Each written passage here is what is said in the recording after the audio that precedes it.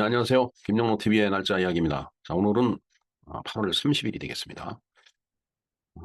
8월 30일은 사실은 어제가 경술북칠이었죠.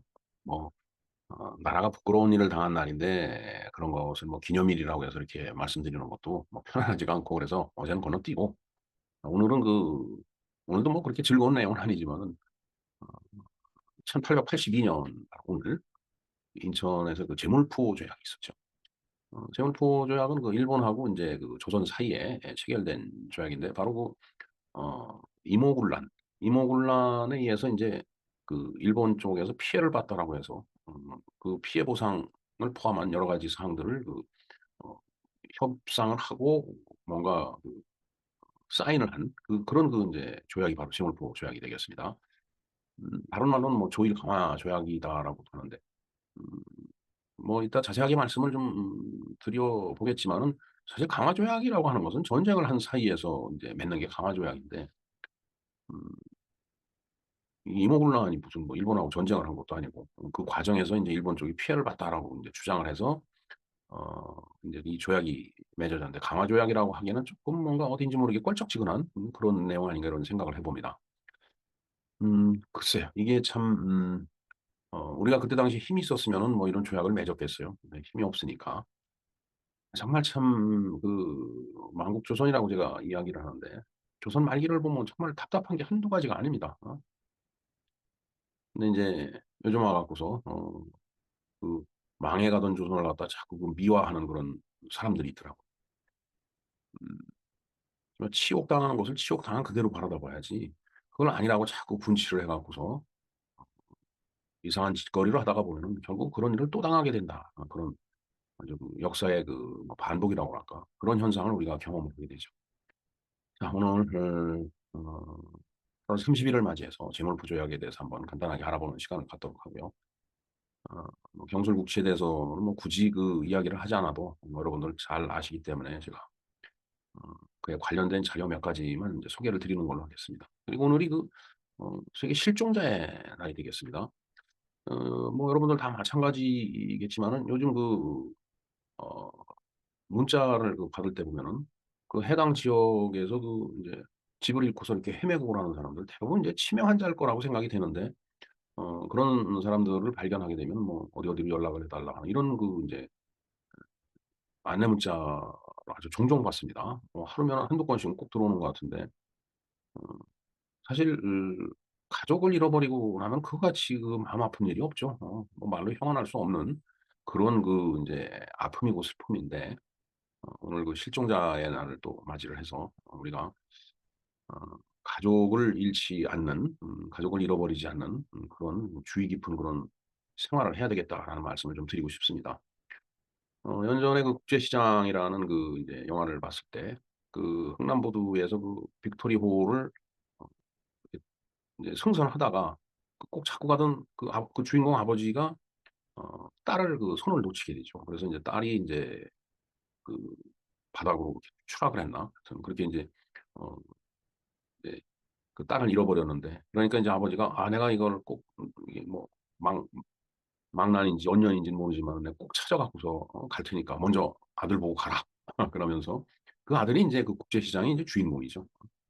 그 아들에게 "아버지가 없으면은 네가 가장이니까 내가 어머니 잘 모시고 잘해야 된다." 이런 얘기를 했던 걸로 제가 기억이 됩니다.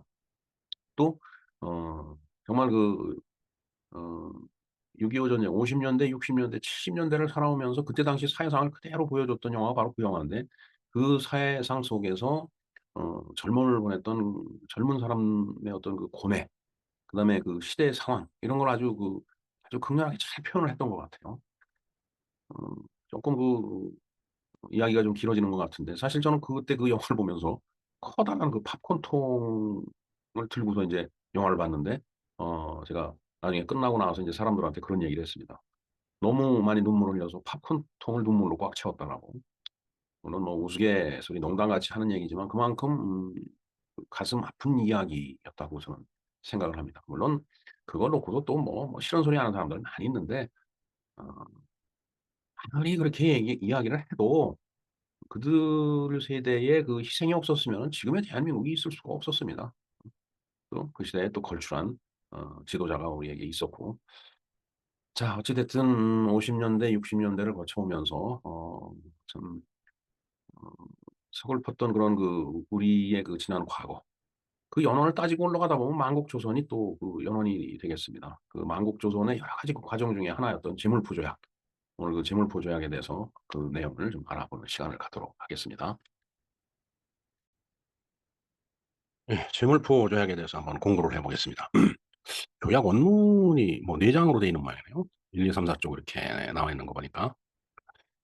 재물포조약. 재물포는 지금 인천을 얘기하는 거죠. 재물포조약. 이게 이제 우리가 배운 한자고, 이건 일본은 이렇게 조금 약자를 쓰죠. 제자도 그렇고, 그다음에 조자도 그렇습니다. 나머지 다 똑같은데. 재물포조약.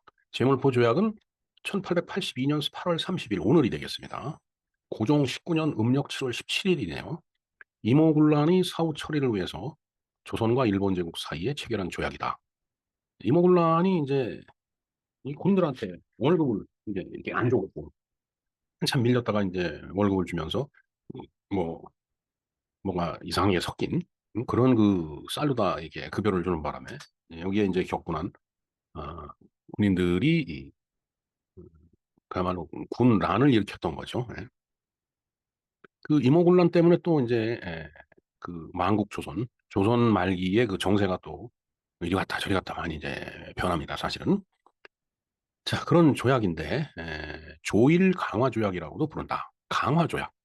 통상적으로 강화 조약하면은 전쟁을 이제 서로 벌였다가 끝나고 난 다음에 이제 어, 그 승자가 패자한테 그 전쟁 비용을 갖다 요구하면서 여러 가지 조건을 이제 협의하는 게 해서 결론을 내는 게 강화 조약인데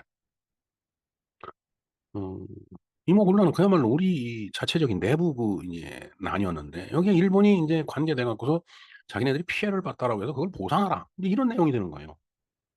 참 정말 음, 어떻게 보면 좀 어이가 없는 그런 그 이제 경우 같기도 한데 뭐 좌우지간 뭐 이미 그 우리 역사상에 있는 사실이니까 한번 내용을 보겠습니다.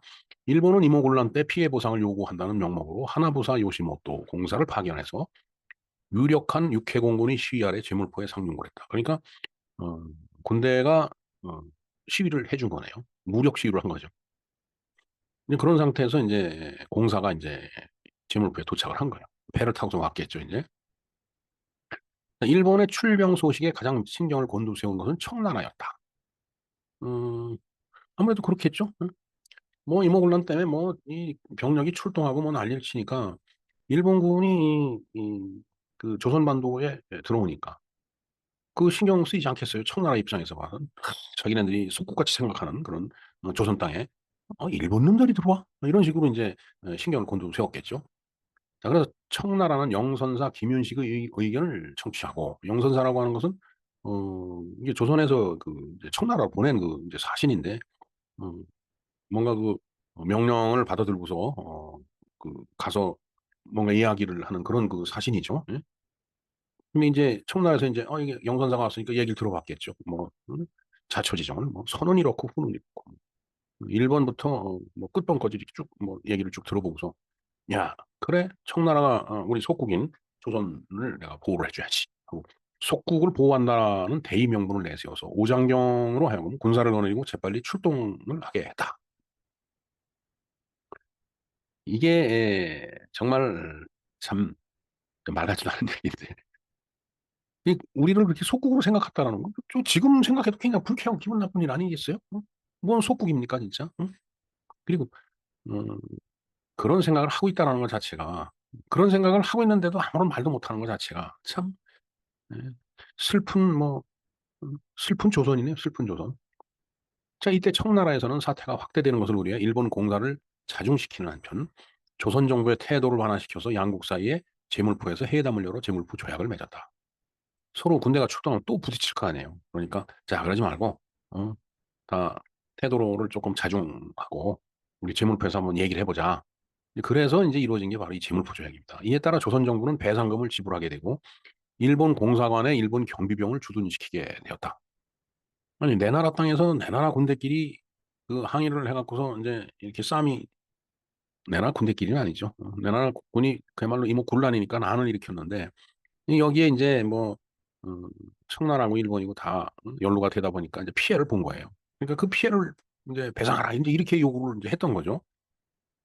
그러니 저기 유력한 육해군이 시위라고 했으니까 육군하고 해군이 이 배를 타고 탁 하고 버티고 있으니까 아 이것도 서로 또 부딪히면 또 골치 아플 것 같으니까 이제 진정을 시킨 다음에 이제 회의를 이제 좀을 해 열어서 이제 힘을 부조약을 맺었는데 그게 이제 배상금도 지불하고 그다음에 어, 일본 공사관이 이게 뭐 이렇게 취약해갖고 공사가 생명의 위협을 느끼면 되겠느냐 갖고서 이제 경비병을 주둔시킨다는 경비병을 주둔시킨다는 군대가 들어온다는 얘기거든요. 아무리 경비병이라고 하지만은 그 경비병이 있으면은 그 어떻게 할 수가 없어요. 사실은 함부로 피차간에 쌍방간에. 자, 조약 내용을 보겠습니다. 임오군란에 개입한 일본은 조선의 책임을 물어 일본 측 대표 하나부사 공사와 조선의 김홍집 사이에 조약을 맺었다라는 얘기네요. 그러니까 일본은 하나부사 공사가 대표로 나왔고 조선에서는 김홍집을 이제 내보낸 겁니다. 그래서 본조약 6개 조와 조일 수호조규 속약 2개 조가 각각 조인이 이제 되었다고 하네요. 그 다음 내용 같은 것이 그 다음의 내용 같은 게 이제 핵심을 이룬다 그랬는데 이, 여기 지금 뭐 6개조라고 했지만 중요한 거 5개만 이제 이렇게 거론해 놨습니다. 자, 조선 측에서 5만 원을 일본에다 배상을 한다. 지금 생각하면 5만 원, 에이, 하루 저녁 소주 한 잔 먹는 값이네 하고서 줄 돈이지만은 그때 당시 5만 원이라고 하는 것은 정말 어마어마하게 큰 돈이었죠. 글쎄 요즘 돈으로 얼마나 하려나 모르겠습니다. 한 5억 좀 될라나 모르겠네요. 그다음에 이제 일본 공사관에 일본 경비병을 주둔했겠다. 앞에서 그 얘기가 나왔지만 어? 아니 그렇게 조선 내부에서 난이 일어나니까 이게 일본 공사관 쳐들어오고 그러면 일본 공사 생명의 위협을 느낀다. 그러니까 경비를 좀 해야 되겠다. 이게 아, 일본군의 주둔을 아주 합법적으로 이제 허용을 하는 거죠. 그다음에 조선 정부의 공식 사과를 위한 수신사를 파견하라. 사과문을 들고 고종의 사과문을 들고 사신이 저 일본까지 오라라는 그런 얘기가 되겠죠. 그다음 이모군란 주모자를 처벌하라. 일본인 피해자 유족에게 우의문금을 지불해라. 그러니까 저 5만 원 배상금 외에도 우의문금이 또 들어가는 거네요. 자, 일본에 대한 배상을 일본으로부터 외채를 빌려 차입하여 충당하도록 일본 측과 밀약하고 조약 문서에 조인을 했다라고 하네요. 참. 그러니까 돈을 빌려주고서 그걸로 갚는. 그러니까 그만큼 빚을 지는 겁니다. 조선이 일본에. 자, 이로써 일본이 조선을 강탈할 수 있는 미끼를 던져주게 되었다. 참, 이 만국조선의 그 만국일치를 보면은 하나씩 하나씩 넘어가죠. 하나씩 하나씩 야금. 그 이전에 정신을 차렸어야 되는데. 자, 그리고 일본은 조선에서의 지위를 구미열강으로부터 인정받게 되었으며 구미열강이라고 하는 게 뭐예요? 뭐 독일, 프랑스, 영국, 그다음에 뭐 미국 이런 입장에서 뭐 야하고 일본이 꽤 하네 하고 이제 인정을 해준다는 얘기죠. 그다음에 공사관 경비라는 미명하에 일본군이 조선 땅에 건너오게 되는 계기를 갖다 만들어줬다. 참 아까 처음부터 말씀을 드렸지만 바로 이제 저런 그 악영향이 이제 나타나게 된 거죠. 자, 영향을 보겠습니다. 자, 이러한 사건을 계기로 친일 여론은 조선에서 후퇴하게 되고 그 대신 친청 사대 세력이 강하게 대두가 되었다. 뭐 저런 그 아주 참 진짜 막말로 거지 같은 그런 조약을 맺어놓으니까 여론이 좋겠어요. 야, 저 일본 놈들 무슨 나쁜 놈들 뭐 이렇게 되겠죠. 그 대신에 우리가 늘 사대해왔던 청나라 애들한테는 아유 우리가 좀 더 잘해야지 이렇게 생각했을 거 아니에요 참. 그러니 이게 그때나 지금이나 아유 그때는 친일 친청 싸우고 지금은 공산주의냐 시장 경제냐 이거 갖고 싸우고 있고 참 아유 참 착잡합니다 진짜. 참 슬픈 한국이에요. 자 그다음에 개화파의 친일화라는 게 있는데 이제 이제 그 수신사가 수신사라고 그랬나요? 아까? 네.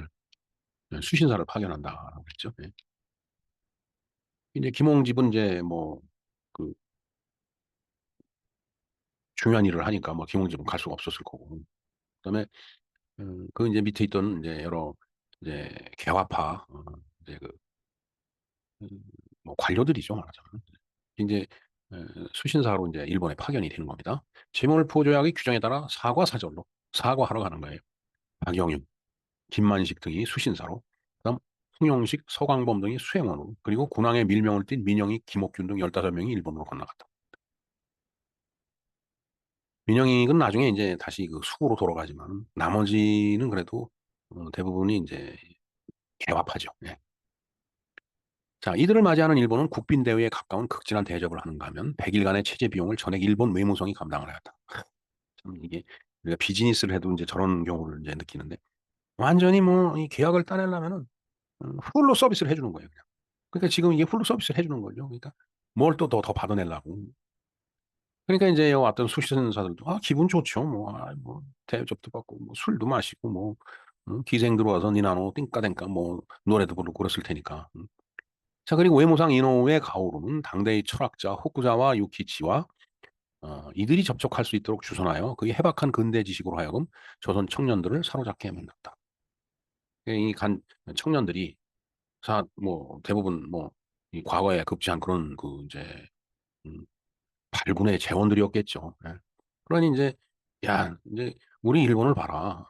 그야말로 어, 명치유신을 우리가 이렇게 이제 시작을 했는데 우리가 이렇게 됐고 서양을 가보니까 어떻고 뭐 별의별 얘기를 또 다 해줬겠죠. 그러니까 새로운 학문과 새로운 철학, 새로운 이론을 탁 접한 조선 청년들이 걷다가 이제 100일간의 체제비까지 공짜로 해주니까 그냥 음, 그쪽으로 이제 마음이 많이 사로잡히지 않았을까 하는 생각이 드네요.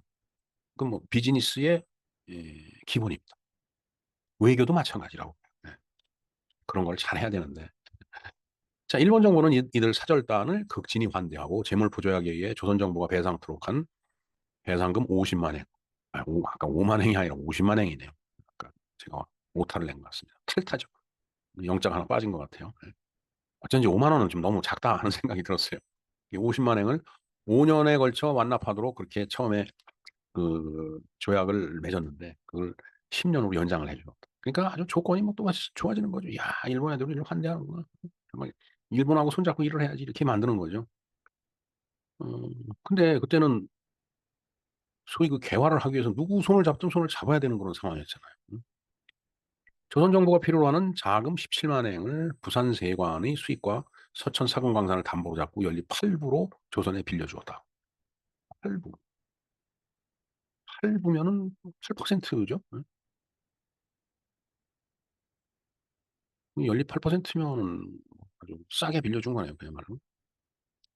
자, 이들은 귀국하여 일본의 힘을 빌려 개화와 정치개혁을 단행하고자 하였으니 그 이후에 일어난 것이 바로 이제 갑신정변이 일어나는 겁니다. 근데 어, 음, 저때 뭔가 그 근대화된 그 의식을 갖고 어, 조선의 정치 체제의 변화가 가고 일본과 같이 어떤 산업화 같은 걸 시작했다라면은 어떻게 됐을지 모르죠, 사실은. 예. 자, 갑신정변에 대해서 제가 2년 전이네요. 12월 4일 날 2022년 방송번호 338번으로 이제 갑신정변에 대해서 제가 방송을 해 드린 적이 있습니다. 예, 링크를 걸어 드릴 테니까 참조를 좀 해 주시기 바랍니다. 예, 물론 역사에 가정은 없죠. 예, 뭐 이미 지나간 일인데 가정해 갖고 얘기를 해 본들 무슨 소용이 있어요. 결과는 다 이미 역사 속에 파묻혀 있는데. 자, 근데 1884년에 이들이 일으켰던 갑신정변이 성공을 했다라면은 조선은 어떻게 변화해 갔을까 하는 생각을 해 봅니다. 물론 재수가 없어 갖고 더 잘못됐을 수도 있겠죠. 예. 그러나 그런 걸 전제해서 얘기를 할 수는 없고. 자, 일본이 1868년에 명치유신을 했어요. 그 명치 메이지 천황이 나이가 16살인가 아마 그때 그랬다고 제가 기억을 하고 있는데. 그러니까 16살이면 중학생인데 그 참 앞으로 일본은 이렇게 개혁하겠다라고 그 16살짜리가 그냥 촥 그냥 그 선언을 갖다가 또박또박 낭독을 했다라는데, 자, 그렇게 따지면은 우리 1884년을 이렇게 생각을 해 보면은 뭐 그렇게 그 뭐라 그럴까? 어 명치 유신이 우리보다 빨랐던 것도 아닙니다. 이 저기 갑신정변보다. 그래서 1868년의 명치 유신과 역사적인 배경이 다르므로 일본과 1대1 비교하는 것은 무리가 있을 수 있지만은 음 그래도 1884년에 뭔가 우리나라 정치 체제와 산업에 변화를 줬다라면은 명주유신이 여기 있죠. 이것도 제가 링크 걸어 놓겠습니다. 명주유신도 어, 작년 11월 9일이네요. 방송번호 557번으로 제가 방송을 해드렸습니다. 예. 물론 1대1로 그 비교를 하기는 좀 어렵겠지만은, 음, 갑신정변이 일어났던 1884년보다는 그 26년 뒤에 1910년에 우리가 경술국치를 당하는데, 그래도 아무 손을 쓰지 않고 있다 저렇게 당한 것보다는 뭔가 개발을 하기 위해서 어, 노력을 하면서 뭔가 나라를 바꿔갔다라면은 당하지 않을 수도 있지 않았겠느냐 이런 생각을 합니다. 왜냐하면 한 세대요, 26년이면. 아니 그 큰 해안입니다, 사실은. 예, 해안이 있는 거예요, 우리한테. 자, 경술국치에 대해서도 방송을 해드렸죠. 8월 29일입니다. 자, 그리고 보니까 어제가 경술국치네요. 정말 참. 1910년 8월 29일 날은 경술국치를 당했고, 예, 이게 정말 1882년 갑신정변이 일어나기 2년 전에 예, 이모곤란이 있었고, 이 참 정말 그래서 재물포조약을 우리가 맺어야 됐고, 참 한심한 얘기죠. 예. 자, 그렇게 봤을 때는 한 세대라는 시간이 그렇게 허송세월한 건데 한 세대면은 세상이 바뀌어질 수 있다라고 저는 믿습니다. 잘 생각해 보세요. 한 세대 만에 엄청난 변화가 일어났잖아요, 우리나라가 지금. 그래서 그거는 오직 통찰력 있는 훌륭한 지도자가 나타난다라면은 한 세대면 국가를 개혁할 수 있다라고 저는 생각을 합니다. 반면에 그러하지 못한 지도자를 만난다면은 멀쩡한 나라도 망가뜨리는 거 한 세대면 또 충분하죠. 네. 자, 어찌됐든 좀 해한이 서리는 재물포조약이고 갑신정변이 떠올라지고 또 그에 대비되는 명치유신 그리고 1910년의 경술국시 정말 만국조선의 어떤 시간과 상황의 흐름이 정말 참 가슴을 안타깝게 하는 그런 그 내용이 되겠습니다. 네, 이상 김영로 TV 날짜 이야기에서 살펴본 재물포 조약에 관련된 내용이 되겠습니다. 감사합니다.